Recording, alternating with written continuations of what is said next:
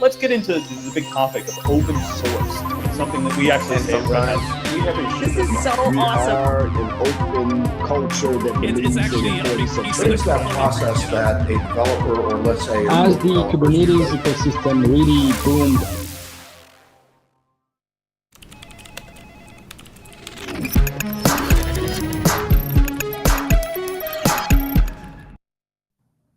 Hello and welcome to this week's Ask an OpenShift Administrator Office Hours live stream. I am Andrew Sullivan, co-host with Mr. Johnny Rickard. How are you today, Johnny?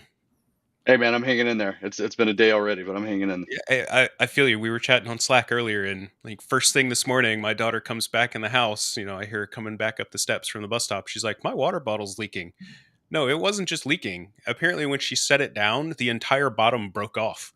So her backpack was man. full of water. Yeah. So yeah, I got to spend the first 30 minutes of my day, dumping water out of my daughter's backpack, making sure that her school computer, because they give them Chromebooks now, was still functional, and then had to take her to school. So it started off exciting, Mondays. No, it is not Monday. Don't you put that evil on me.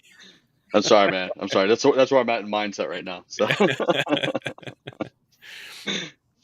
Well, we are today's topic is something that I think is really interesting. This is one that Anand and I think we talked about this a while ago as being something that was coming up, and then it was announced alongside 4.11. There was a slide in there, and my personal opinion, I don't know about you, Johnny, I feel like it was kind of a quiet thing. Like we kind of just skipped over it. We talked about it here on the stream a little bit.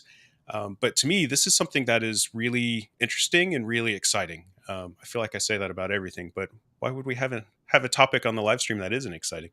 Exactly.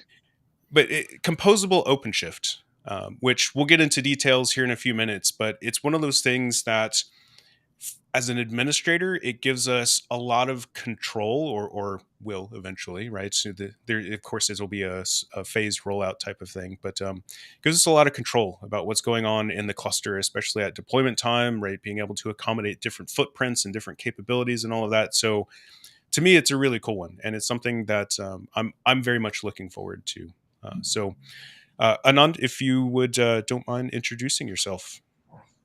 Sure, absolutely. Good morning, everyone. My name is Anand, and I was woken up this morning 2 hours ago. I stay on the Pacific Coast by a LinkedIn notification from Andrew saying this, stream is starting in 2 hours. So that was my wake-up call this morning. But hopefully you didn't have a moment of panic. It was actually a mini panic because I thought I was actually late and I had overslept my alarm. So, but the notification service, a good reminder. But yeah, good to be back on the show. I think Andrew, last time, we did, a bunch of stuff on like HCD. I think we did, the Windows stuff, with Christian Hernandez. So, always, glad to be back and have this, formal/informal conversation with our customers, partners, and the Red Hat community. So today, Ben, Johnny, Andrew, and I, we want to talk about Composable OpenShift. As you said, Andrew, it was announced in 4.11, but kind of went in a little quietly because of all the other announcements. And we let me start sharing my screen. We don't want to get too far ahead of ourselves yet. We still got to do the top of mind topics. Yes. So it was announced in 4.11, and we continue to make progress in 4.12. We'll continue to make progress in 4.13. And I kind of want to set the context as to why we're doing, what we're doing, kind of talk about some use cases, and then round it off with the roadmap for Composable, and then hand it off to, Ben to talk about the technical details and, kind of like really take you home. So, I mean, this is like a comparison of memory consumption across different form factors, right? Like OCP is, a product, but it's a hybrid cloud product. We support a variety of form factors. You have single node, code-ready containers, Hypershift, Microshift, obviously the full-blown OpenShift with 3 masters and 3, or 3+ worker nodes.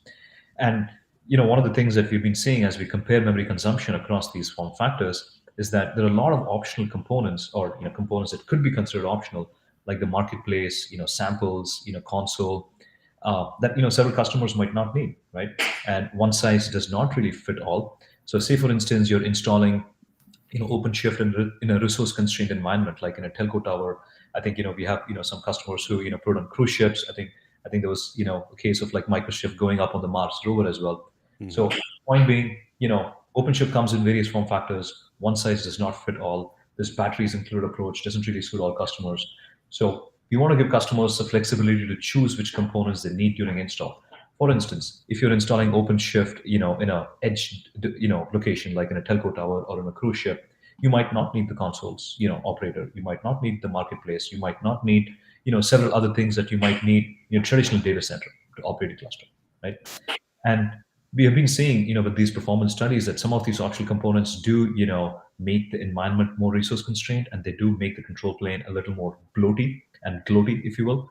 And so with the composable OpenShift, feature, we want to let customers the option at day zero to be able to choose things that they don't need. In 4.11 by default, all components will be there. So if you didn't do anything, the same, OpenShift product will be laid down in 4.11. Mm-hmm. We have taught, CVO to be flexible, and we have given the option to make a few components optional. I'll talk about what those few components are. And then in 4.12, we're making additional components more, the ability to make additional components optional. And then, over a period of time, we kind of want to look at it and say, should some of these be off by default? Should some of these be transitioned to OLM? And, so on and so forth. So that's kind of how the future looks like. But to start with, if you're on 4.11, if you don't do anything, you get the same product with the added flexibility of being able to opt out of some of these optional components. Yeah, and I've got a bunch of questions for you here in a few minutes. That the impacts of this and kind of what it means in a lot of different scenarios. So I'm looking forward to being able to dig in a little bit. So thank you for the great introduction. Yeah, and Ben, if you would please introduce yourself. Yeah, so Ben Parise, I'm a staff engineer for the OpenShift product, and our staff engineer group, that's sort of our architectural leadership team for the product. Been working on OpenShift since before Kubernetes days, back when it was V2 on Ruby, if anyone remembers those days. So kind of been watching it evolve through that journey. It's been really cartridges. I remember cartridges. Yes. Oh, Yes, yeah. I led. That was my first role when I joined the team. I was not there from the very beginning, but I came in and I was the team lead for the cartridge team. So Very we nice. used cartridges back then. And my day started with a commute into Red Hat Tower. So I'm happy to be back in the office today, although don't have my nice camera as a result of that. So I apologize that I'm a little contrasted out here. No, I've as Johnny knows, I've streamed plenty of times from Red Hat Tower here recently. Oh, yeah. So I know how that is. I was going to say that does look like the tower. I don't know if I was going to ask if you were there. But yeah, it's funny to me that I've been in this industry, the IT industry. I've worked for companies that do development that create closed source, open source products, and all of this. It's always funny to me how unassuming and understated the title staff engineer is. Like it is a significant thing, right? Like you said, you've been doing this for a long time. You've contributed in a lot of different ways. So I just want to point out, first, thank you for all of those contributions and all of the hard work. It's a really a meaningful thing and all of that across all of these years. So, but yeah, I also saw an email recently about how OpenShift was first announced 11 years ago, like 11 years ago in October. Wow. Yeah, somebody shared a YouTube video of Paul Cormier on stage at Red Hat Summit, talking about it. So, anyways, sorry to interrupt. Yeah, I don't go quite that far back. I came in end of 2013. Mm-hmm. All right. Well, so this is one of the office hours series of live streams here on Red Hat Live Streaming, which means that we are here to answer any and all questions that you happen to have about OpenShift. So if there's something on your mind, something you want to ask about, whether or not it's related to Composable OpenShift, today's topic, feel free to reach out, feel free to ask us, and we'll do our best to answer those questions. If we can't answer your questions, then we'll do our best to find those answers. Usually you'll see me or Johnny or somebody, typing furiously in the background, trying to ask questions in the various Slack channels and other resources we have. But if nothing else, we'll always follow up in the next stream in order to answer those questions. And you can always reach out to us at any point in time via social media. So you can reach me at Practical Andrew on Twitter, on Reddit, on all of the various things. I don't think LinkedIn uses that name, though. LinkedIn, you can find me by email, andrew.sullivan@redhat.com. Tax And name. yeah, and you can also just reach out to me via email. I will say that, especially for anybody who's not watching us live, please don't hesitate to reach out. We love getting emails. We love getting those messages from folks. Johnny and I, it's the reason we're here. The reason we do the live stream is to help you all, to help answer all of those questions that you might have. So it's early in the morning there, Anant. The sun is getting you. Yeah, the rare October where we actually have sunshine in Seattle, so I'll take it. Yeah. Well, today it's a little cloudy here in Raleigh, so normally there's a glare that reflects off of the house across from me. There's a window right over here that I have to avoid myself. Usually, I put up a pillow in the window. So my wife knows when I'm streaming because she'll see the pillow in the window. She's like, "Oh, he's still streaming." Okay. All right. That could go so many bad ways. Yeah. Well, I'm not gonna. Yeah, I'm leaving that alone, Johnny. I'm leaving that alone. I'm trying. So I'll also throw Johnny under the bus. You can reach out to Johnny at JRockTX1 on all of the various social media platforms, or Johnny, JONNY, at redhat.com if you'd like to contact him via email. And Johnny actually has engineer in his title, so he's definitely the smarter one. And feel free to send him all of your really hard questions. The harder, the better. That's right. I'll answer them. You just may not like the answer. I used to have the title technical marketing engineer, right? So of those 3 words in my title, 2 of them were quote unquote good, right? Technical and engineer. And then the other one, marketing, most people, marketing, whatever. So I used to, when I give customer presentations and stuff, it's, well, I'm, 1/3 full of crap, which third you get to decide. I'm not going to tell you, Yes. Famous famous quote, they say 50% of all marketing works. Our job is to find out which 50%. Yeah. I've been asking myself lately, does marketing marketing? Like, how do we know that marketing is doing what marketing does, or are they marketing to the rest of us? Anyways, now I'm a manager, so I don't believe a single thing that comes out of my mouth, unless it's something related to HR. Yeah. Anyways, moving on. Top of mind topics. We got just a couple of quick things to go through here. So first, there will be no Ask an OpenShift admin live stream on October 26th. So that is the week of KubeCon, and there is an absolutely massive list of sessions that are being delivered by Red Hat folks or in conjunction with Red Hat folks. So I believe they're working on a blog post on cloud.redhat.com/blog that will highlight some of those. So keep an eye on that platform for more information. But I want to say it's seriously like 60 or 70 sessions that Red Hat folks are involved in over at KubeCon. So it's going to be crazy. Yeah.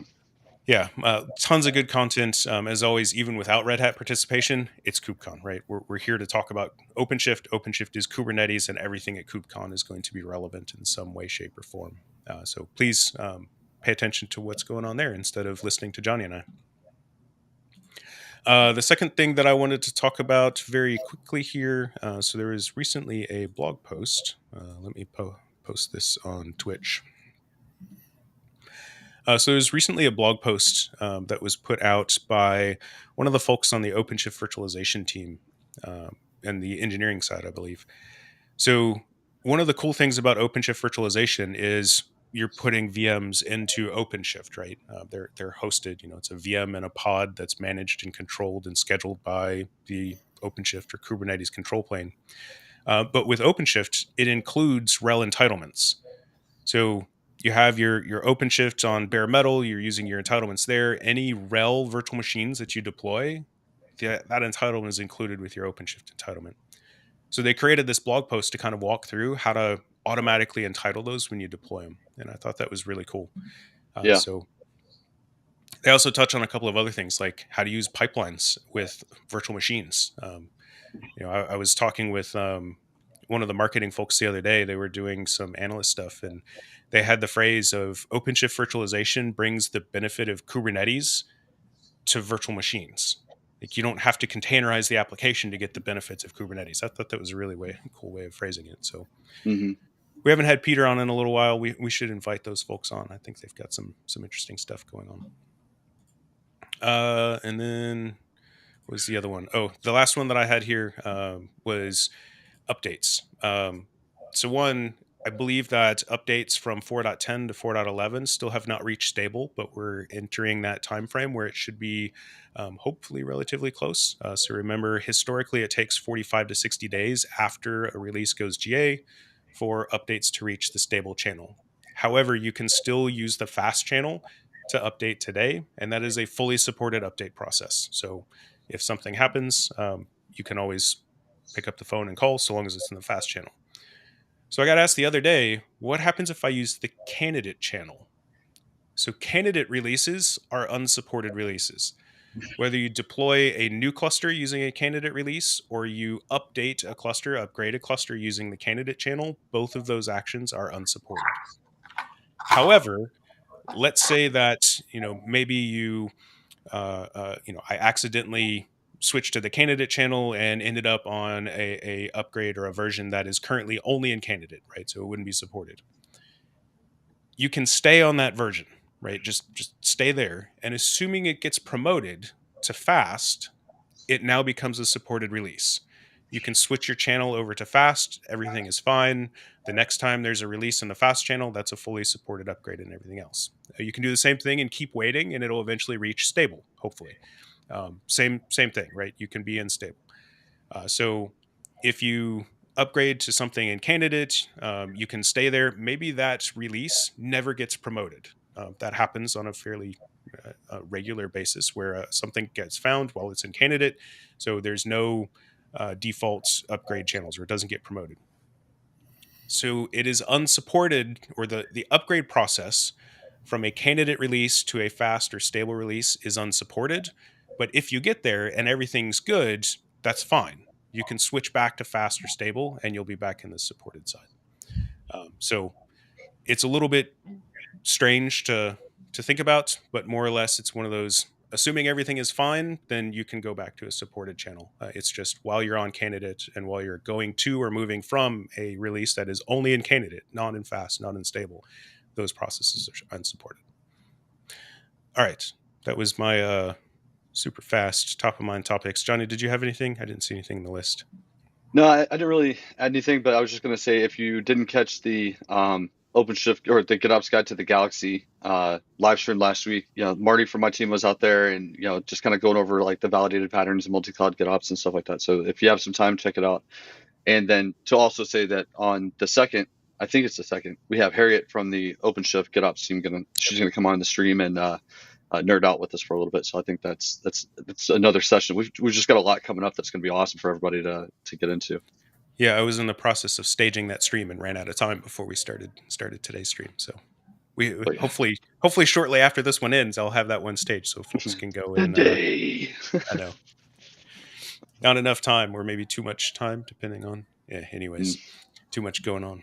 All right, let's talk about Composable OpenShift. So, Anand, as you started with, during introductions, Composable OpenShift gives us the ability to really control the footprint of what cluster version operator is deploying. So I don't know, I don't know if this is a question for Anand or Ben, or I guess we should start with, the use case. And I think you covered that well, which is managing the footprints for various, or managing, the deployment footprint for various deployment scenarios. But I wanted to ask, when we say composable, what is, and the things managed by cluster version operator, what does that actually mean? So from a technical perspective, OpenShift clusters, they consist of sort of this monolithic payload. There's a bunch of different images that make up all of the components that go into that cluster. And we have something called the cluster version operator that's sort of the Uber operator at the top that's responsible for deploying all those other, what we call second level operators. And those are things like the router operator, the console operator, the network operator, the storage operator. And so traditionally, when we build that payload for our 4.10 release, it's got everything in it. And when you install the cluster, that cluster version operator says, I'm going to lay down all those second level operators. There's no choice about which ones go or not.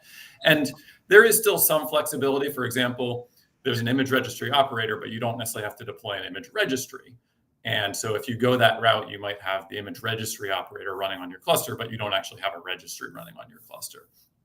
And what Composable is out is taking that a step further and saying, rather than the cluster version operator blindly installing every single second level operator that is defined in the payload, you now as an administrator installer have a choice of which of those second level operators you actually need to have running on your cluster. And of course, there are some, this is a slow process as we figure out which ones can we separate enough that you can install a cluster without those things running. If you don't have the networking operator running, you're not going to have much of a cluster. So that's not going to be an optional one, at least right now. Maybe in the future, we'll let you swap it out or something, but right now it's always going to be there.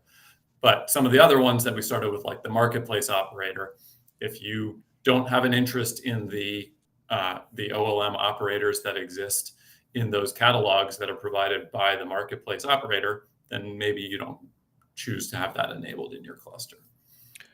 So I'm gonna kind of on the fly, off the cuff here. I want to try something. So I'm going to share my screen. So this is I deployed a cluster to Azure this morning. It's a cgit version. OC version. So 4.11.7. So current stable release. So you said cluster version operator is like that first level. It's the one that deploys all of the things that we see. For example, if we do OC get CO cluster operator, all of these are considered cluster version operator managed. Those are the second level operators that are managed by the cluster version operator. Okay, but we can do so. I think it's OC ADM release extract. And what this does is so this pulls out all of the manifests that the cluster version operator applies against the console, or against the cluster rather. So you can see there's a few of them that are inside of here. Yeah, that's exactly right. Yeah, so and I think this is important because so one, when we talk about an OpenShift release, 4.11.7, 4.10.6, whatever that happens to be, everything that is in this list of manifests, the cluster version operator, that's the version that we're referring to. And then the second level operators are decoupled from that, sometimes not decoupled from that. So I'll pick on Openshift Virtualization since we were just talking about it, which I guess Openshift Virtualization isn't even a second level operator since it's not a cluster operator. That's right. It's an OLM operator that you would install afterwards.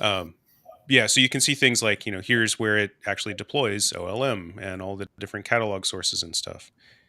So this is one way to see like precisely what's happening in a particular OpenShift release and the versions that it's using and the configurations that it's doing and all of that. And I think that, if you were to look in like the OpenShift deployment process, if I remember correctly, it's like you deploy CoreOS, you stand up a Kubernetes cluster, it adds, I don't think even OLM is deployed, and then like cluster version operator comes in and starts deploying all of these things. Yeah, that's right. So sort of a bootstrapping process. We have to get enough of a cluster up and running so that we can get the rest of our cluster running, because OpenShift runs on itself. Yeah. So, and again, I think this is important. And the analogy that I want to use here is what's been happening with Google and Android. If you go back half a dozen releases with Android, essentially there was this massive amount of things that were all part of the core Android operating system. You could kind of think of it as all of these manifests that are in cluster version operator. And over time, they've been slowly pulling things out so that there's a very small core of things that are managed by the Android operating system. And then everything else you would update through, the Android store or whatever it is. I haven't been an Android user in a couple of years now. So, similar, I think similar thought process is happening here. Yeah. So it's interesting because we talk about Composable OpenShift, and there's really two aspects to Composable OpenShift. We have what we have today, which is everything's still in the payload, but when you're going to install, you can choose to leave out some of those bits.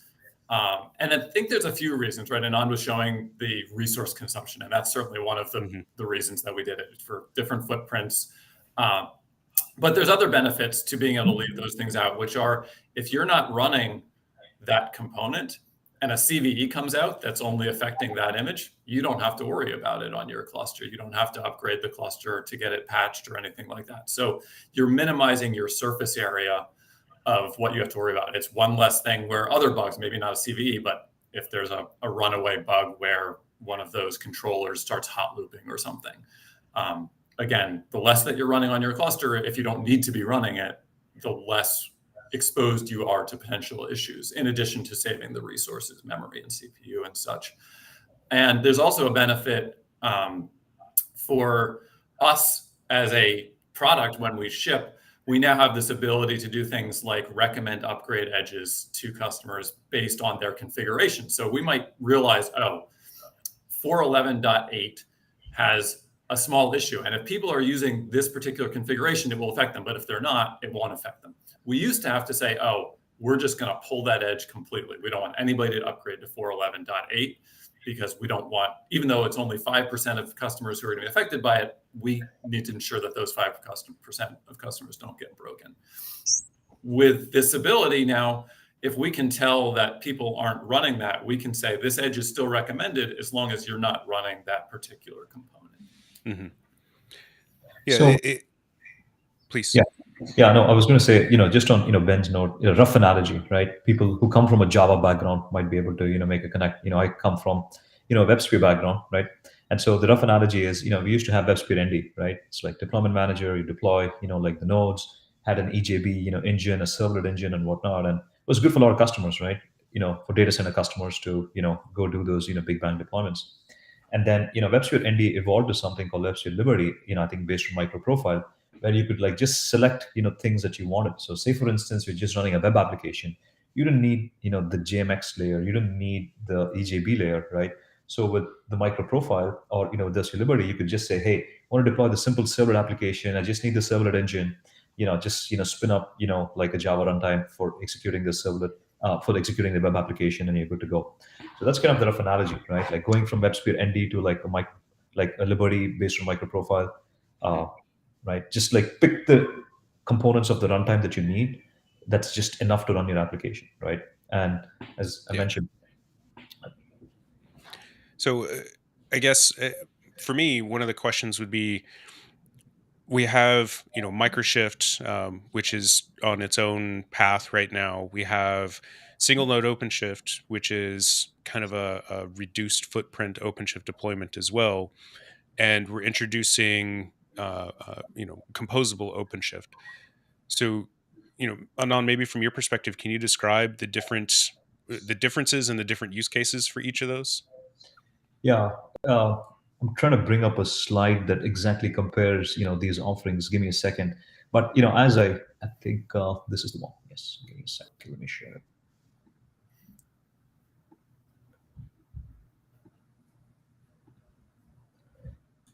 Yeah. Let me know if you can see my screen. Yep. Looks good. So yeah, so we have, single node, we have your traditional OCP, we have remote worker nodes, we obviously have Microshift, right? So if you're running on the edge, right, Microshift is, like a minimal, rel profile.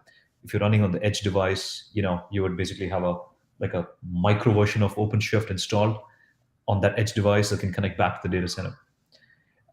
Single node is, similar.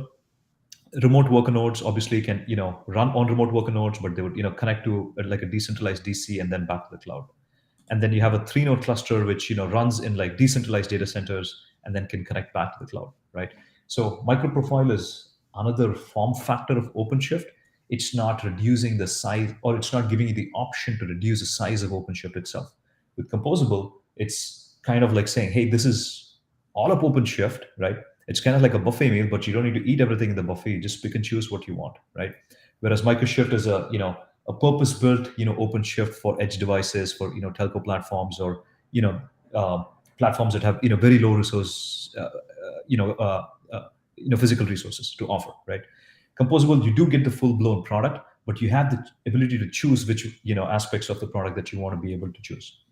And it becomes significant for a couple of reasons, right? One is, like I said, to be able to run in a resource constrained fashion. Next is think about running in hyperscalers, right? We offer managed services like ARO and Rosa, and if some of these components are bloaty, like say for instance the samples and the console and some of these things end up adding too much of memory and CPU pressure on the control plane nodes, you do end up paying a higher cost, right? And your profit margin for running some of these managed services decrease because you're paying a higher cost because you're consuming more CPU and memory, right? So if you had the option of saying, hey, I want to deselect out of these components while running a managed service, it would definitely help in improving your profit margins, because you could choose a D3 VM versus a D4 VM, right?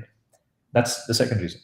Third reason is, there are products like IBM Cloud Paks that are resellers or OEM OpenShift, and the consumers of IBM Cloud Paks are like business users. Like there could be an insurance app built on Cloud Paks. There could be, I don't know, like a financial services app built on Cloud Pak, and they might not even know that OpenShift is under the covers of Cloud Pak, right? So for those customers who don't care about certain aspects of OpenShift, like the consumer of a Cloud Pak might not need the consoles, right? Because he or she has a console exposed to either IBM Cloud Pak. Same thing with samples, same thing with maybe a marketplace operator that's not needed for a Cloud Pak. So the point is, OpenShift could get embedded in other form factors like IBM Cloud Paks, and those in turn may expose parameters that could be a duplicate of what OpenShift exposes, like the console, marketplace, catalog, and whatnot. So you could pretty much have you give the admin of the IBM Cloud Pak the ability to deselect out of some of these components of OpenShift, right? So essentially, it's like a buffet that you can either eat all the items or just pick and choose whatever items you want. Microshift is like going to a specific, let's say, I don't know, like a Tex-Mex restaurant and eating like just one stuff, right? That's purpose-built for. Yeah. So maybe a basic question: Can I? And I have some, the home lab crew in mind here. Of, could I do something like a single node OpenShift deployment that uses composable OpenShift to even further reduce that footprint? Yes, you can. I'm not honestly, I'm not familiar enough with the single node OpenShift install to know what option it gives you there. But yes, Okay. you should be able to disable these things on there. And to be quite honest, part of the reason that we pursued the composable was to make it easier to produce things like single node OpenShift, because they today manage that through something we call cluster profiles, which was sort of an early attempt at something like composable, but it wasn't as flexible. You had to go through and tag every single resource and say, this resource is part of the single node profile versus it's part of the traditional on-premise profile. And what we wanted to create was something where somebody could just do that pick and choose buffet and say, well, I want to create something that's maybe in between single node and traditional, and make it easier for the next time we did something like single node to be able to just construct that by picking from the existing pieces that are defined, instead of having to go through and relabel all the resources and say, oh, well, these 30 resources should be part of this new topology that we are defining.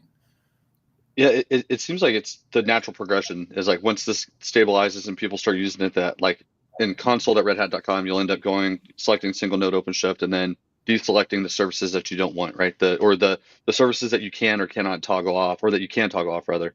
You can just go deselect them and say, hey, I don't want any of these things, and then that builds your ISO, and then you go from there. That seems nice. The other thing, Andrew, it might like maybe tweaking the ignition file, or generating the manifest and then creating the ignition file and like kind of ripping stuff out that way. I'm not sure if you do it outside of the AI. Yeah, my personal preference is, I guess, as my time has gotten more demands for my time, is to do things that are not so far out of the box that it's going to cause extra work, if that makes sense. Mm-hmm. Sure, you can go in and tweak and adjust things, but how much extra work are you creating for yourself? It's like my home internet. Like I don't want to think about my home internet. I just want it to always work and not have to tweak and fiddle with it on a regular basis. Completely agree. So a couple of questions. So first, Shantae, I see your question here about Spark cluster on OpenShift Enterprise. So remove the Spark operator. I'm not familiar with the Spark operator, Johnny. I don't know if that's one you're familiar with or not. So yeah, is OpenShift Enterprise, which I don't know. I thought that was the old name for OpenShift 3. So I don't know which version you're running on. But anyways, I don't think either one of us knows the answer to that. So if you would please, Shantae, please reach out to either myself or Johnny. So you can reach out to me via email, andrew.sullivan@redhat.com. So it's up on the stream on the window there now. Or you can reach out on Twitter, etc. at Practical Andrew. So if you would please send me your question, and we'll track down the right folks in Red Hat to get the answer for that. Or if you would rather reach out to Johnny, Johnny's JONNY@redhat.com.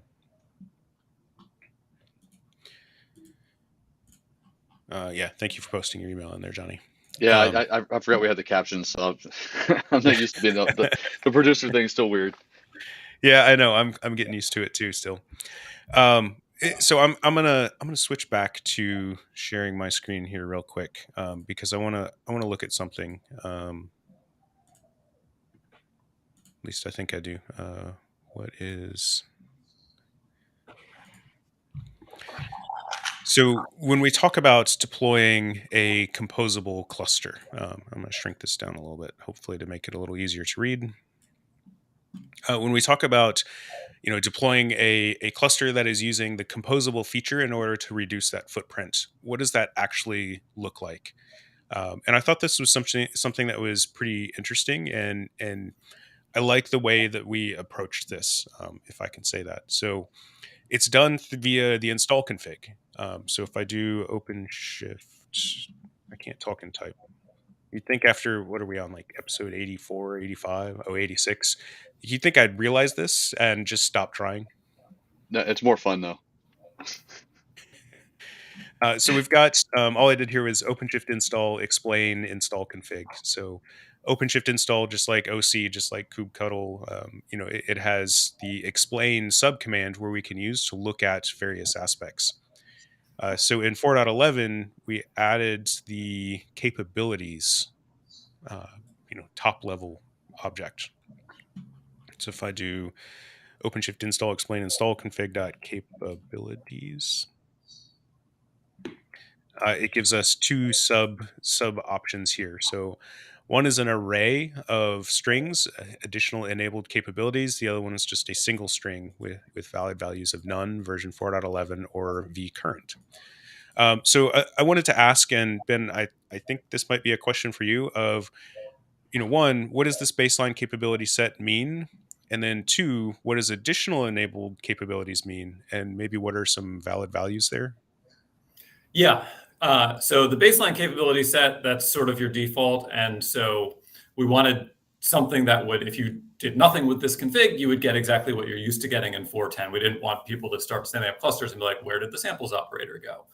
So the baseline capability set, it defaults, I believe that vcurrent, yeah, it says the vcurrent. So vcurrent is essentially, it represents our recommended set. And if you upgrade that cluster to 4.12, if there's a different set of capabilities that we recommend, it will evolve to include those additional capabilities. Note that we never disable a capability after enabling it. That's largely due to the fact that cleaning up and ensuring we haven't left anything around is fairly difficult. But if the set of capabilities grows in 4.12 and you're on that vcurrent set, you will get those additional capabilities.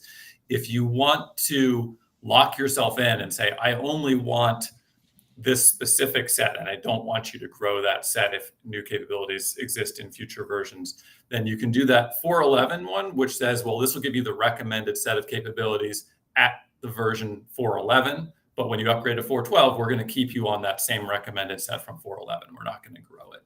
And then the none says anything that we have declared as an optional capability, I don't want it. And so in 4.11, that was the samples operator, the bare metal operator, and the marketplace operator, I believe. So you would get none of those three things.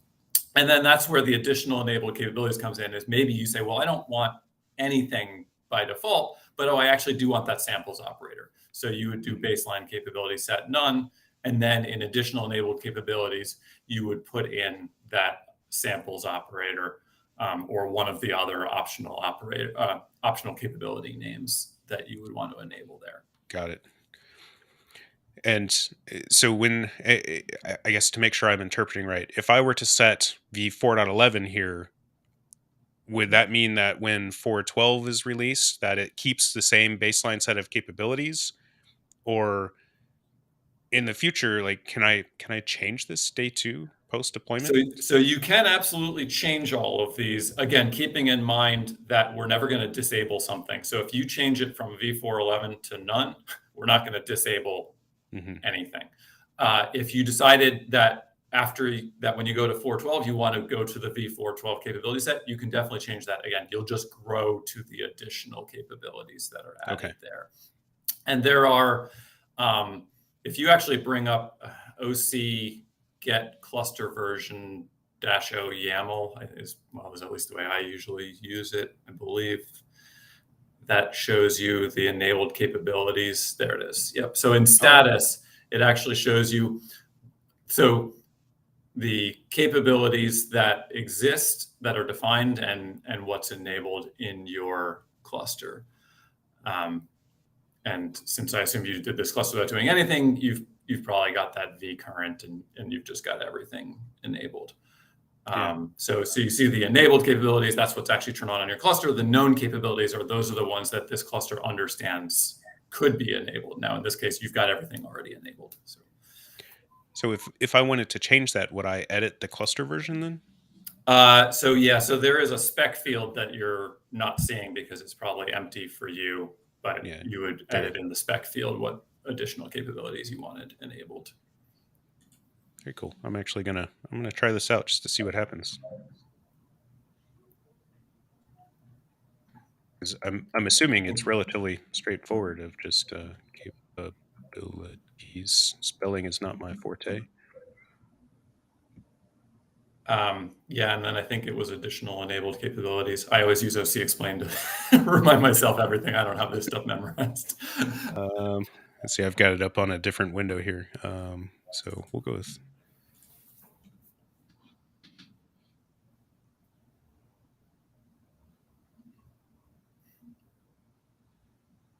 That out and see what happens. I mean, in your case, it's really not going to change anything because you already had everything there. But yeah, I mean, worst case scenario is it's going to say that's a invalid form or something like that. And if I got it valid, to your point, it shouldn't change anything. I just wanted to kind of see, that process is like everything in Kubernetes. It's just YAML and setting the right things. Yeah, and part of the reason we have this status field is because let's say you change that to baseline capability set none, but you've already got, this cluster already has bare metal marketplace and samples enabled, so we can't disable them.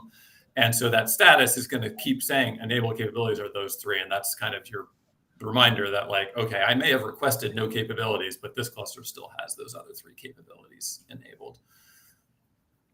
So is it possible for me day 2 to remove those, like ignoring that?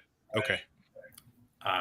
We're gonna. I mean, it is possible. There are override mechanisms and things like that, right? But then you're very much off the beaten path, and you're going to get into a point where your cluster cannot necessarily be upgraded and so on. But from what is supported in first class, no, you cannot disable a capability. Yeah. Well, one of those things of technically anything's possible, whether or not it's whether or not you should, and whether or not it's supported is a whole nother set of questions. We always try to give you enough ways to get out. If for some reason you just really have to do it, we want you to be able to do it. But there may come with caveats about support and upgrade and things like that there. Speaking of which, there was a question, I think, earlier in the chat about whether your cluster is supported if you remove stuff. And if you're disabling capabilities through this mechanism, that's still a completely supported cluster there. One of the things that's tricky about us defining these capabilities is we have to make sure we grow our testing permutations to make sure, does the cluster still function correctly when these different capabilities are disabled? We have to be careful about not disabling a capability that might break another component of the cluster, or making sure that we document the implications of disabling those capabilities, but you would still be supported if you're going through this mechanism. There's also some things, and I'm thinking of, for example, the registry operator. You can set them to basically not be deployed. And even though it's the operator is deployed and still there, the operand, I think, is the terminology we use. So basically, the registry instance wouldn't be. If I were to go cget co, and I can never remember which ones these are.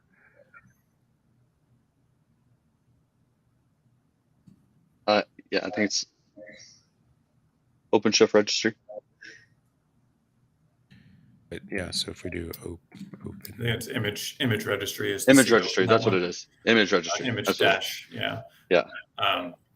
yeah, so it's essentially in the spec you could set manage status to none, and it would remove that instance of the registry. Whether or not you want to do that, and that is supported, at least for the registry.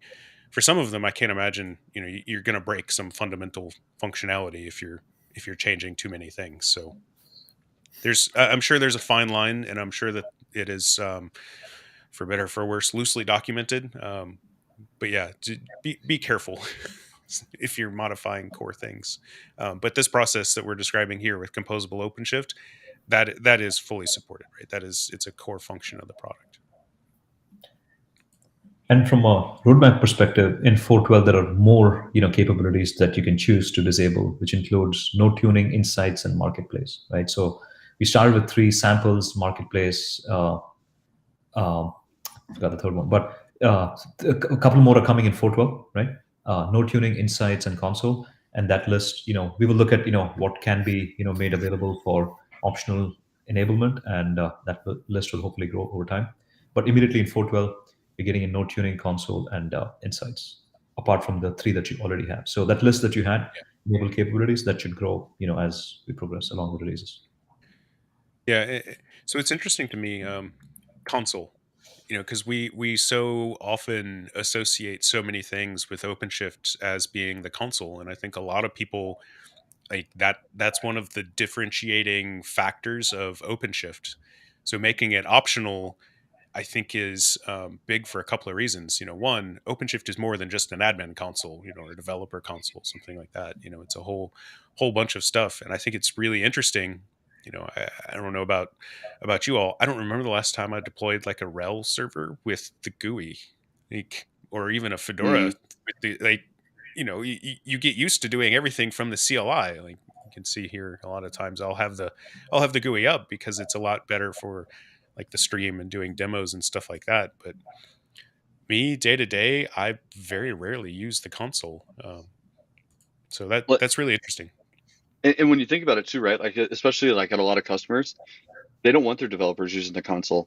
A lot of times they want everything. They want GitOps, right? So or DevOps or whatever. They want you to write your code, commit it, let your pipeline deploy it, and then you go and test your app. Automated testing, all that stuff. But generally, like especially in my experience, like we'll deploy OpenShift, and we allow access to the API, and we won't allow access to the console. Or some people are crazy and will allow access to the console, but not to the API, because security. But I think that's a pretty common practice, to not have access to the console. So that's awesome. Yeah. And I was actually about to mention ACM, but I see our Hope9 mentioned it there in the chat. Like, yeah, if you're doing a fleet of clusters, yeah, you might have ACM to manage the fleet, but you're not logging into each of those individual clusters. Or if anybody here is starting to look at KCP, where you're actually attaching physical clusters to your KCP instance to provide a workload deployment, you may never care about actually logging into those physical clusters. They're just places to run workloads. And so why bother running a console on it? Yeah, KCP. That's a magic word for me. I'm excited. I'm looking forward to when we can really dive into and talk about KCP and the concept of decoupling workload from a cluster entirely and all of that. So I guess, and because I saw Peter on a moment ago, and Peter is one of the product managers for OpenShift Virtualization. Can operators declare support or declare a requirement for certain functionality or features that might be required? So where I'm going with this is I'm thinking like OpenShift Virtualization. I need a console, the OpenShift console, to be able to do things like open the console for a virtual machine. You don't technically need it, but I think that's the way that most people are going to be comfortable with it. So if I if I'm the developer team for one of those operators, can I declare like, hey, I need the console, or at least give the users a warning? So you can, with OLM, you have the ability to declare in an operator API requirements. So it's sort of indirect. You can't explicitly say, I need this capability enabled on the cluster, but you could declare a dependency on certain APIs that the console provides. And therefore, if those are not available, you wouldn't be able to install that operator. The other thing is, this is why it's great that you can enable the capability later. So you stand up the cluster without the console, and then you go to install virtualization, like, oh, I can't use the console. Okay, I'll enable the console. Now you've got your console. Yeah, That's awesome. And Rio Labs, what tool am I using for SSH on the browser? So I actually run it in a pod. Let's see, Podman. So it's this Build Church Web SSH 2. So if we just plug that into the old search engine here, to GitHub, and well, if I get to the code side, so it's this. So it's a thing that runs in a pod that is on my server there, and then I just use the browser to SSH back in, and it works wonderfully. Here, I'll post the link into chat over here on Twitch. But it works wonderfully for like the stream and stuff, for being able to, I only have to share one window instead of switching back and forth, sharing a terminal window versus a browser window versus, other things. So Pretty cool. Yeah, I get asked about that occasionally. So I always try and promote it. I think there is another Web SSH 2 library out there. I always point people specifically to this Build Church, because the other one, I think, might have had like a malware or something in it. So just be careful if you're generically searching for Web SSH 2. So one, I want to be cognizant of time, because Anand, I know you have a meeting here in just a few minutes. So I wanted to check in with you last 5 minutes here, of any other things that you wanted to talk about. In particular, I think we've talked about kind of what's coming, of adding 3 more options, or three more available. Let me scroll back up here. 3 more known capabilities that we'll be able to make optional inside of the cluster. But any other things that you wanted to talk about? And for the audience, so myself and Johnny and possibly Ben will still be sticking around to help answer questions and stuff like that. And we'll close out the stream. We just want to make sure Anand can leave for his meeting. Sure. No, thanks, Andrew. I appreciate it. So I kind of just want to round off, and re-emphasize the goal why we started with, this exercise of going down the composable OpenShift route, is to, ensure that, we are cost efficient when we're running, some of these managed services, especially when, we're running on public clouds. We want to reduce operational expenses. We want to reduce the resource consumption of the control plane, which, obviously in turn reduces the cost of running the control plane on the cloud. We want to stop the growth, of some of our release, payloads. Like, we don't want too many CV operators. We want to take some of these CV operators, and this is kind of a step to transitioning the CV operators into like the OLM style operators, so they can be made optional, and kind of really, do away with this all or nothing approach, right? It's we understand one size does not fit all, and we kind of want to go to a world where, it's a buffet, but people can really choose, pick and choose what they want, versus like, dumping everything. And again, the analogy of this WebSphere ND versus WebSphere Liberty, instead of this one large monolithic, application, which, could be suited for running, production applications in a data center. People who need a subset of the capabilities, for smaller resource constrained environment like in WebSphere Liberty. It's, that's kind of the analogy that, comes to mind often. So, if you're running resource constrained environments, we're trying to save costs. If, you're running things like Cloudpack, which in turn use OpenShift, you kind of want to be able to pick and choose which components to enable, disable, and this feature, plays into that, with more, features that are coming along the way, which will be made enableable or disableable, I guess.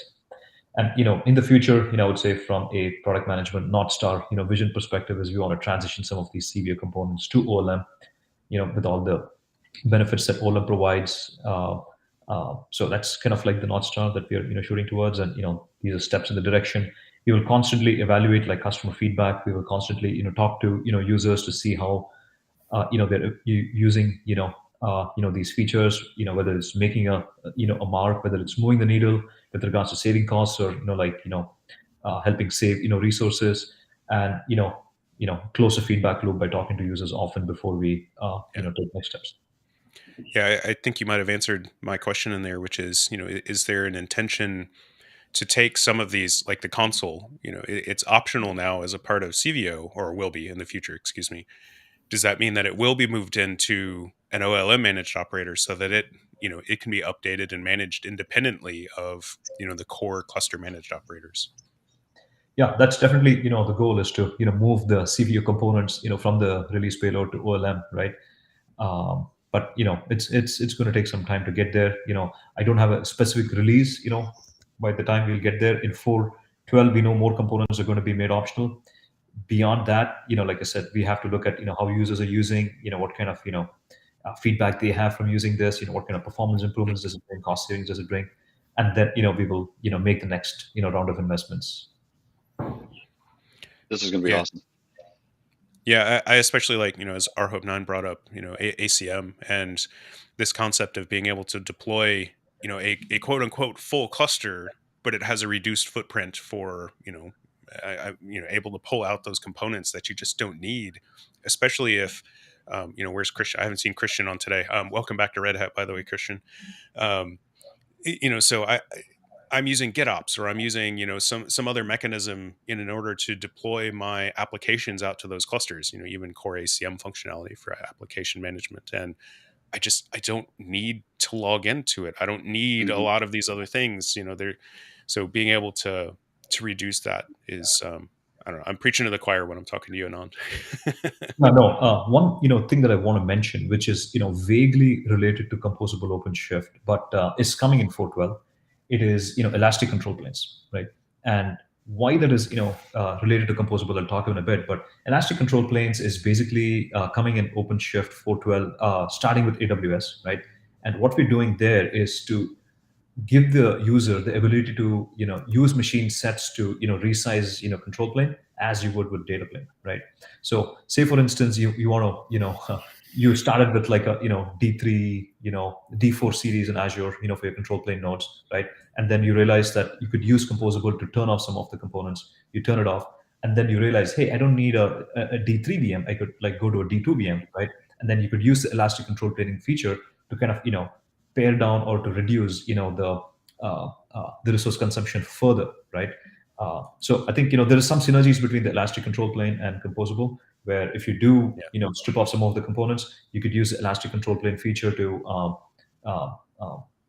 pare down the resource requirements on public clouds. And we're starting with AWS.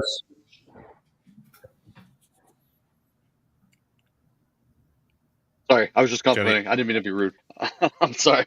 I was just saying that's going to be huge, because that's something that we see all the time, is people trying to resize control plane nodes. Yeah, I'm strongly resisting the urge to open that can of worms, because that is something, again, Anand, you and I have talked about that before in some other capabilities, and that is something that is there's so much possibility and potential there, and it's something that we'll definitely want to talk about here on the stream. Yeah, we should get Joel Speed. He is the brains behind the elastic control plane. We're starting with machine sets for control plane in AWS in 4.12, and then we'll obviously add more providers. I think we're doing GCP next, if I'm not mistaken, and then Azure. Or I could be wrong, but I think we're doing GCP after AWS. But you're right, Andrew. I mean, it's going to be huge. Yeah.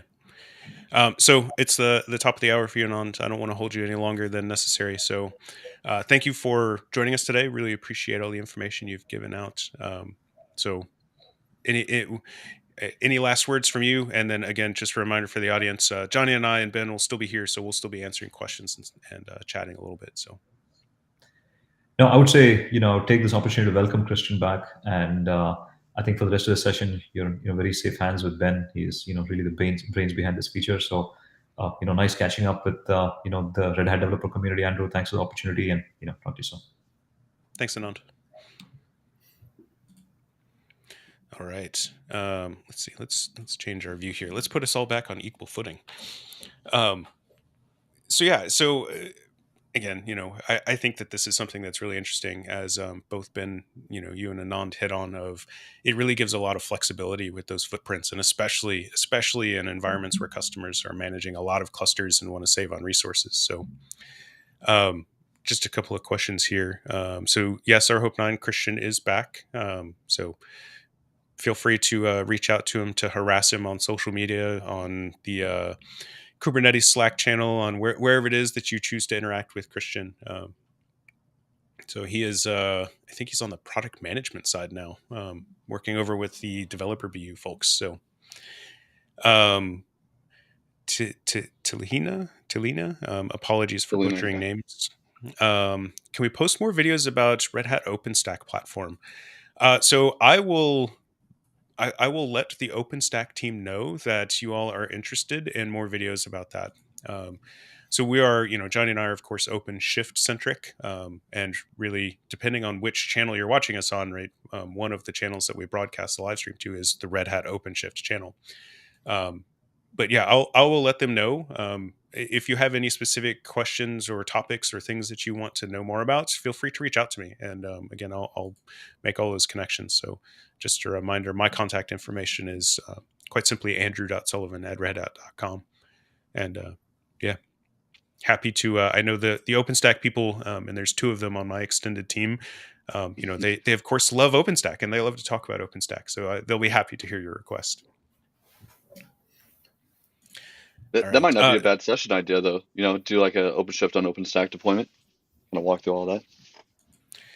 Yeah, it's one of those, we haven't talked about it a lot. Probably mea culpa. I don't know a lot about OpenStack itself. Like, I can talk about it conceptually, but I've never really done an OpenShift on OpenStack deployment, quite simply because I don't have enough resources to do OpenStack.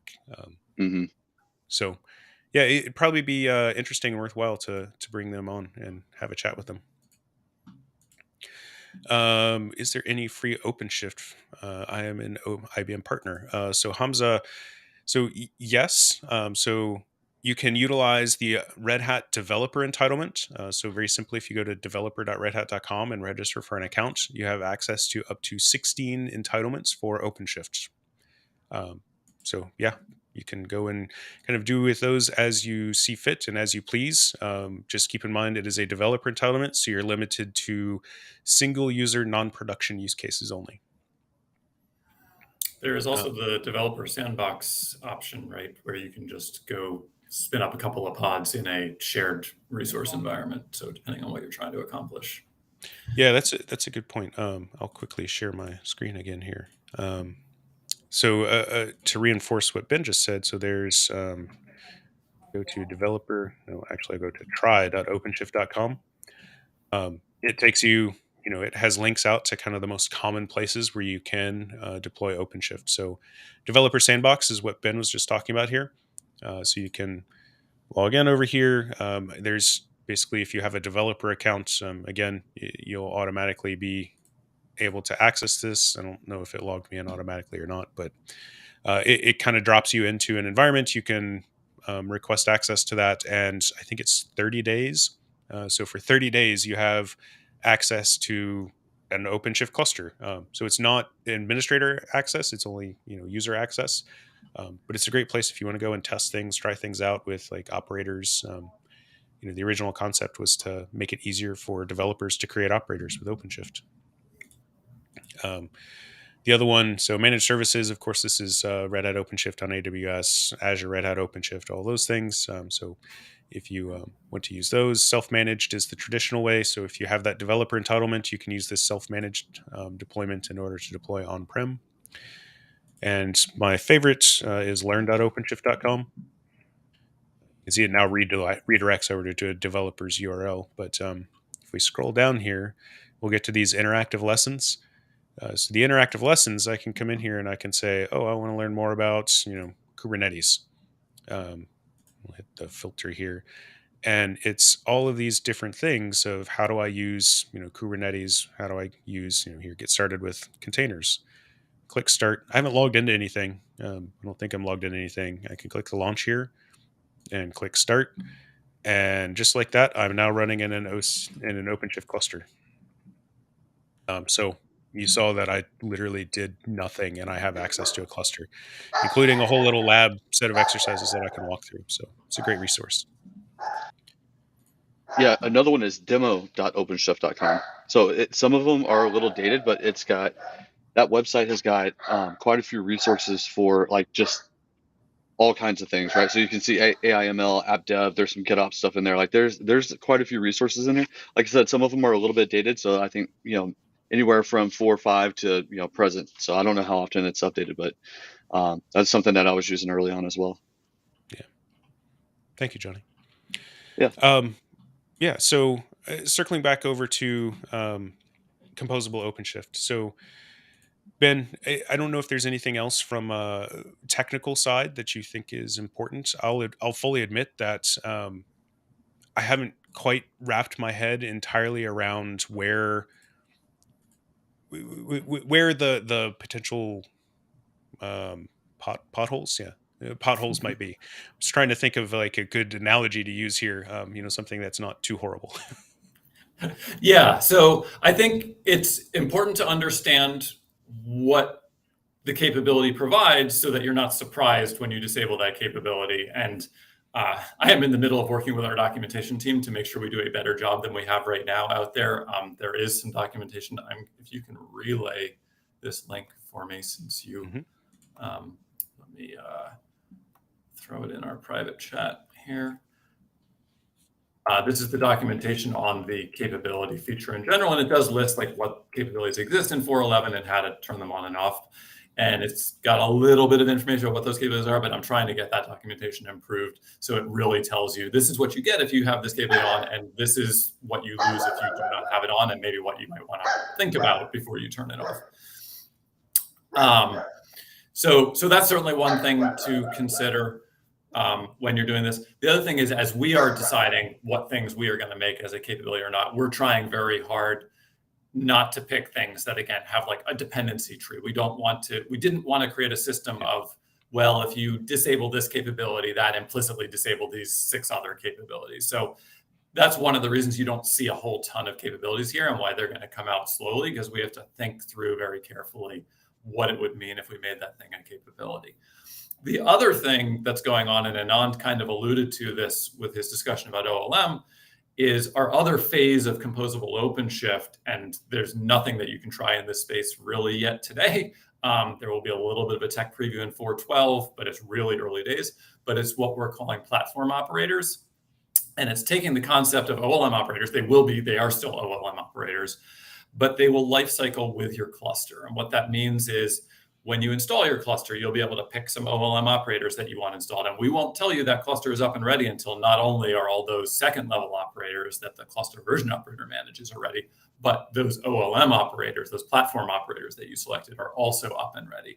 And then when you go to upgrade your cluster, we'll do more checking around, is that upgrade going to be compatible with the platform operators that you've installed? And we will then upgrade those platform operators. So it's no longer this process today of like the best practice for OLM is, before you upgrade your cluster, upgrade all your OLM operators to the latest version you possibly can, then upgrade your OCP cluster, and then go ahead and upgrade your OLM operators again in case there's a newer version that you can now get by having updated your OCP cluster. So platform operators is intended to address some of that roughness around the use of OLM operators. And it's not intended that all OLM operators will become platform operators, but some of these core things will then work that way. And the advantage to that is you get this composable, pick and choose what you want, but also it's just less administrative overhead of managing those OLM operators. And then we will be able to still ship those things independently on their own release cycles. We can bug fix them independently. We can ship them at a different time than when OCP ships a new version, but they will still give you that same experience that you get today with OpenShift of, I push one button, all my components, they work together, they get upgraded together. If something isn't successfully upgrading, you get that same mechanism of, your upgrade is stuck, this is what it's waiting on, that kind of thing. So that's almost, capabilities are sort of our bridge step to getting to that platform operator experience in the future. And so the grand vision that Anand would probably give you if he could have stuck around is, eventually we would actually move things that are in the payload today, like the console. we would move them to be platform operator shipped as an OLM operator that you would then still get them installing with your cluster and upgrading with your cluster. But the console could come out with a new version every week, even though OpenShift has a new minor release every 4 months. And you can get that faster cadence.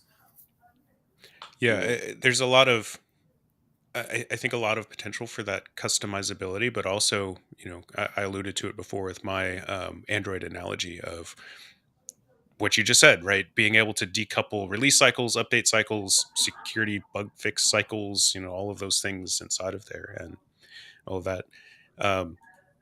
I've said before, and it's funny because we sort of have this dichotomy in OpenShift of there's a lot of folks, especially on premises, who our clusters are, we love them, right? They are pets in many ways.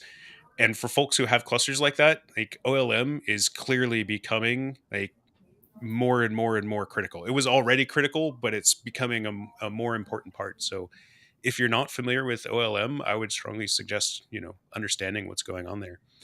But then the other side of that dichotomy is, well, clusters are disposable, right? I was having a conversation in Google Chat with somebody the other day, and they're talking about, something this, and I'm like, well, the cluster's disposable, right? Just destroy it and create a new one. And Chuck, one of the folks, was like, yeah, reality isn't like that. Like, yeah, I know, for better or for worse. So, yeah, OLM, I can't. I would very strongly encourage folks to get familiar with OLM and how it works and all that. So just looking at chat here. So Greg, OpenShift IPI on Openstack is about the same as what you would expect deploying on a public cloud. Yeah, and that's the goal, right? Especially when you have things like Octavia and all of that in there, where you can create a load balancer service and it creates Octavia-based load balancers and all of that. Isn't the OpenStack control plane from Mozilla supposed to go into OpenShift and be deployed as pods? Yes, I think that shipped with, or is now available with, OpenStack 17. So that was recently released. Again, we should probably, I'll reach out to some of my peers and see if anybody's willing to come on and talk about OpenShift on OpenStack, as well as OpenStack on OpenShift. But yeah, I think OpenStack 17 supports that. Yeah, I just wanted to back up a little bit. I really love the platform operators concept, right? Because the thing that came to mind as soon as you said that, Andrew, was dark mode. Or I'm sorry, Ben, when you're talking about the console may have an update release before OpenShift base version does, right? Where dark mode, that theme came out in 4.11, but if you had 4.10 or before, you had to wait or upgrade, or you had to wait to update to 4.11 to be able to get that. Where that's something that could have been released early on as its own individual component. That's so awesome. And then from my experience with customers, right, they always want the smallest footprint to start with, right? They want to take the bare bones, what can I deliver, and then add on to that, and then kind of build their clusters off of that kind of template. So I'm super excited about this. Yeah, so I've shared a couple of links to Johnny that he'll put in the chat. One of them is a design document for the platform operators concept, and the other is the actual GitHub repo where we're starting this. I just want to caution, we have a 5-phase roadmap for this thing. This is phase 0. This is just the basic, let's start thinking about how this would work to even get these things installed. And we're still working through a lot of questions about what it means for how we tie into the upgrade, what it means to check compatibility, and get those things installed. Questions like mirroring for disconnecting environments, lots and lots of things. But if you want to see a little bit of where we're starting to think about this and watch as that progresses, that's the place where that's happening. And maybe in 6 to 18 months, you guys can have me or one of the OLM guys back on here, and we'll talk about what's going on with platform operators when it's gotten a little further along.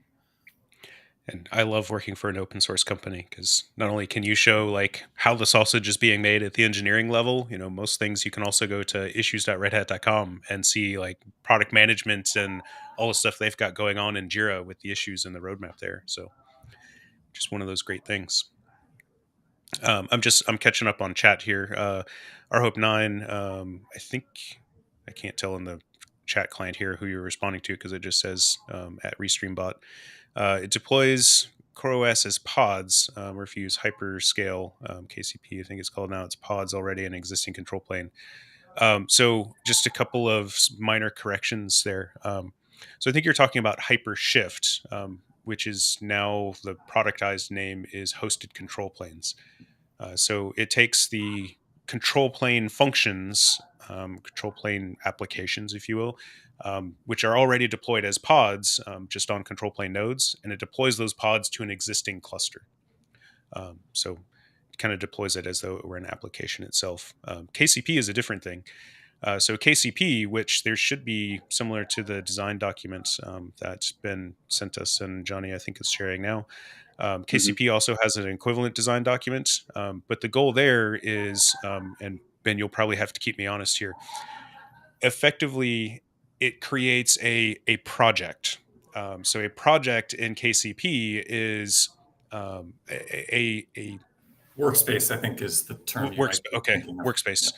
So so it is this abstraction of resources that are available to the user, and I think, if I recall correctly, it has its own dedicated API server. So essentially, the user of that workspace is an administrator in their workspace, can do things like deploy, applications, configure things that would normally only be accessible to a cluster administrator. But that's kind of on the user or in the consumer facing side of things. On the administrator side of things, KCP kind of it abstracts multiple clusters. So maybe I have 3 clusters and 3 different VMware environments, and one on OpenStack and one on Rev, or and 6 on OpenShift virtualization using hosted control planes. So I have this empire of OpenShift clusters, and I can use KCP to abstract that so that I can say, Johnny, you get resources that are in these 4 instances. And when you deploy it, it, through magic, as near as I can tell, basically says, oh, well, we need to make sure that these pods all connect to each other. I don't know the precise implementation details because I think it's still pretty early in the process. But KCP is really cool stuff, in my opinion. I'm looking forward to that. Me too. Just again checking up on chat here. Yeah, I think we're caught up. Okay. Shift on stack is dog fooded. Yeah, it absolutely is. So if anybody, any of the Red Hat folks who are watching, RHPDS, the Red Hat product demo system, uses a Openstack instance in the background. They use a pretty significantly sized one in order to deploy all of those resources. So all those labs, all those demos, all the stuff that we use from RHPDS, the majority of them are running on Openstack in the background. And that team has, they always have a lot of interesting stuff to share about what they're doing. All right. So it's 20 past 12. I want to be cognizant of time and all of that because I also have a meeting that's coming up here in a few minutes. So for anybody in the audience, if you have any questions, anything that you'd like to ask us, please feel free to send those over via chat. I'm going to ramble here for a couple of minutes and kind of close out, but we'll be sure to address those questions. If you're not watching us live, if we don't have a chance or you think of something after we've ended the stream, again, don't hesitate to reach out via social media or via email. So you can reach me at Practical Andrew on the various social media platforms, or you can reach me via email, andrew.sullivan@redhat.com. I will admit that social media, sometimes I'm a little slow to respond because I don't have alerts turned on. So usually I check it once or maybe twice a day. And it may just take me a little bit to see that, because otherwise I'd get inundated with more emails than I already get. You can reach out to Johnny at jrocktx1. Johnny loves DMs. He loves to get all of that email spam. Right. And you can also reach out to Johnny, JONNY at redhat.com. Ben, I won't ask you to I won't throw you under the bus or ask you to. I don't have a social presence, believe it or not. No, I don't blame you. It's funny. I don't have. I think work-related social media is the only social media I have. Like I don't have Facebook or anything like that, which my mother is appalled by. But maybe that should tell me something, I guess. So, anyways, please don't hesitate. Reach out at any time. Just a couple of notes for everybody. So next week, I don't think we figured out our topic yet for next week, Johnny, for the 19th. Nope. So keep an eye out. We'll be publishing that as soon as we figure it out. We'll also be staging the live stream for that. Reminder, in 2 weeks from today, the 26th, we will not be having a live stream. The week after that, 3 weeks from today, we'll be talking about GitOps for administrators. Should be getting ready to stage that one coming up. And then I think, if I can bring up my calendar while I'm typing here, I think the, let's see, the 16th, November 16th. I don't know if we'll have a stream yet, but that is also the currently scheduled day for the What's Next presentation, the OpenShift What's Next presentation. So we're still over a month out, so it might change. But as of right now, mark your calendars for November 16th. That'll be the roadmap presentation from the product management team for what's happening over the next 6 to 9 to 12 months with OpenShift. So it's always a great presentation. It will be live streamed here. It will be recorded. We'll publish the slides and all that other stuff. So it's always a good time. And usually Johnny and I, I'm always here. Usually Johnny's here along with a handful of the other live streaming folks to help answer questions. Other than that, I don't have anything. Ben, we really appreciate you coming on today. Anand, I know you're gone, but we appreciate Anand coming on as well. Thank you so much for bringing your knowledge. This has been really enlightening for me. I learned things about kind of how this works down at the lower level that I wasn't expecting to learn today, and that always makes it a good day, despite broken water bottles. So, yeah, thanks for having us on. It's great to share what we're doing here. It's a pretty cool change in direction and evolution of the product. Yeah, and Johnny, I see you posted the Kubernetes Slack there, so that link will take you over to the OpenShift users channel in the Kubernetes Slack, and it's where us, Johnny and I, and 4,000 or 4,500 of our closest friends hang out. So it's another great place to ask questions or otherwise interact with our community. All that being said, I'm done. Johnny, last words. Ben, thanks again for coming on. This was awesome, and thanks for all the work that you're putting in. It's awesome to see like the fruits of your labor coming out and seeing all these like great things that are coming on. Andrew and I nerd out on this stuff. Fortunately, week in and week out, we get to kind of see the evolution of the product, and that's amazing.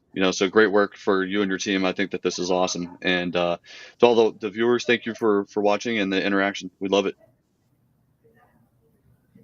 That's it. You're welcome, and thanks for the opportunity to be able to share what we're doing, because that's what makes it worth doing, and we get to see people consuming it. So. Thank you. Have a great day. Have a great weekend.